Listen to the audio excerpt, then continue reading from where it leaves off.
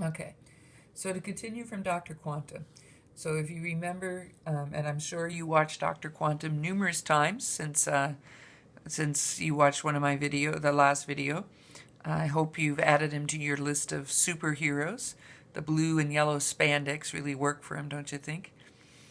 And remember what he's saying in the video, what we're getting from that is the very act of measuring or trying to observe the behavior of the electron changes everything. The electron acts differently as if it knows it's being observed. We, as the observer, collapse the wave function and force the electron into a behavior that it wouldn't do if we weren't watching. Okay? And so the bottom line of all that then is that we cannot predict or track an electron precisely through space and time. We cannot. We cannot know exactly where it is at any given time. Now, maybe to explain that, so now we're moving into Heisenberg's uncertainty principle. So this is Warren Heisenberg, another one of the physicists who was working on the model of the atom. He worked closely with Pauli and with Max Born and was kind of a rival of Schrodinger and Dirac. Okay, so Heisenberg's uncertainty principle. The easiest way to understand it is, like, let's think about the moon moving around the Earth. We can see the moon as it moves around our Earth by means of sunlight hitting that moon and reflecting down to us. Now, as the light hits the moon, some of the linear momentum might change, right? The light would give in the collision, the light would give the moon some momentum, but the moon is so big that it's not going to change its path, right? So in a collision, conservation of momentum would have to hold, but in the collision, the light's not going to move the moon off its path. So now if we think about an electron in an atom, and as Bohr suggested, moving around the nucleus of the atom, in order to see this electron, we have to shine something in. We have to hit it with something so that something can reflect off, and so we can tell where it was. So we would either send light in or another particle in. But the electron's much tinier than the moon.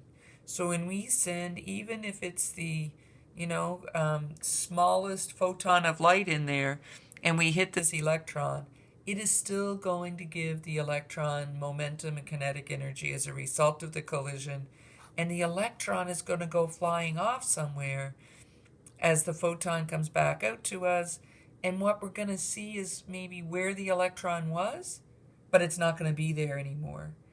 So in the act of trying to see, we totally change where it was.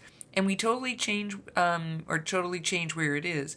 And we do so in such a way that even to this day, we're not able to allow for it or to correct it. We can't avoid it, we can't correct it, and so we cannot use this method.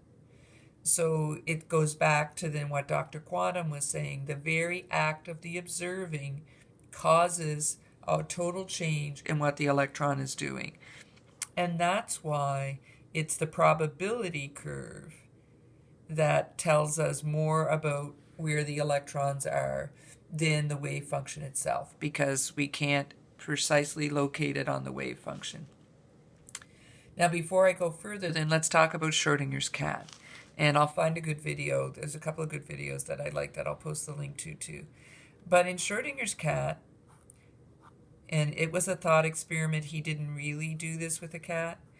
So he imagined putting a cat in a box, and there's a couple of different versions. One is there's a radioactive element in there, and when the radioactive element decays, it causes dynamite to explode. Or maybe those are the two different ones. The radioactive element decays and it kills the cat, or the dynamite explodes and it kills the cat. Okay? But you put the cat in a box, and you seal the box so you don't know. And so at any given time then, the at any moment in time, that we say the cat is both dead and alive, because the two possible states are possible, right? The radioactive element hasn't decayed, or the powder hasn't exploded and the cat is alive, or it has and the cat's dead. But until you open the box, you don't know which one's true. And so therefore we say both exist. And it's only in opening the box that one of the two, that you discover which one it is, that you cause the wave function to collapse. So the wave function at the moment contains both of these possibilities. And until you do something, the very act of observing causes the choice between one possibility or the other, causes these to no longer both exist. And so that's the same idea then with the electron. At any given time, the electron can exist in all spots until you try to see it and then you force it to pick. Okay? And so that's Schrodinger's cat. And watch the clip because it's kind of good. Actually, I might put two clips up. There's another clip, it's a Big Bang one, and it's back when Leonard and Penny were just thinking about should they go out, and Leonard asked Penny to go out. And Penny can't decide. She doesn't want to ruin the friendship, but maybe. And so she says to Sheldon, what should I do? And so Sheldon launches into Schrodinger's cat. And what he's saying is, like, there's one universe, one scenario where you don't go out and everything's good. And there's another scenario where you do go out and everything's good. And they both exist, but to know which one, like the final outcome, you have to open the box. You have to try it. Anyway, you got to see Sheldon explaining it to Penny because it's really pretty good. Okay, so that's Schrodinger's cat. Connected to Heisenberg's uncertainty principle, saying that we cannot predict or track the electron in its path precisely in space and time. And so mathematically, without calculus, Heisenberg's uncertainty principle looks like this. It's the change in position times the change in momentum is equal to Planck's constant over 4 pi.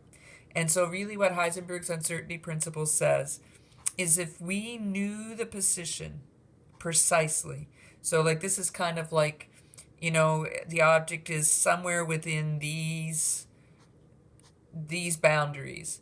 And if we make these boundaries tinier and tinier and tinier so that we know the position exactly, so the delta, the uncertainty, right, the delta x, it's not seen so much as in the change in, but in the uncertainty of x, like x is somewhere in this span. So this would be like the uncertainty in the position. So if we knew the electron's position exactly, then the momentum of the electron would be infinitely large, because Planck's constant is a constant, 4 is a constant, and pi is a constant. And so these two things have to multiply together to give me some finite number. And so if we were to know the position of the electron exactly, so that delta x was 0, then delta p would have to be infinitely large. And so this is how then we say Einstein uncertainty principle is we cannot know exactly the position of the electron nor the momentum of the electron. Okay? And the more we know about one, so in other words, the smaller one of these is, the greater the other one is, which leads us then to not being able to locate the electron. Okay, so that's Heisenberg's uncertainty principle. All right, so now we're going to move from that into the actual quantum mechanical model, and then we'll get to Pauli and Hund in that. But this is all the background for you to understand. It's really the probability curves, and the probability curves, like I said the other day, are actually the shapes of the clouds that we get for the different energy levels. Okay? And so the quantum mechanical view of the atom is also known as the cloud model, which you, I think, probably talked about a little bit.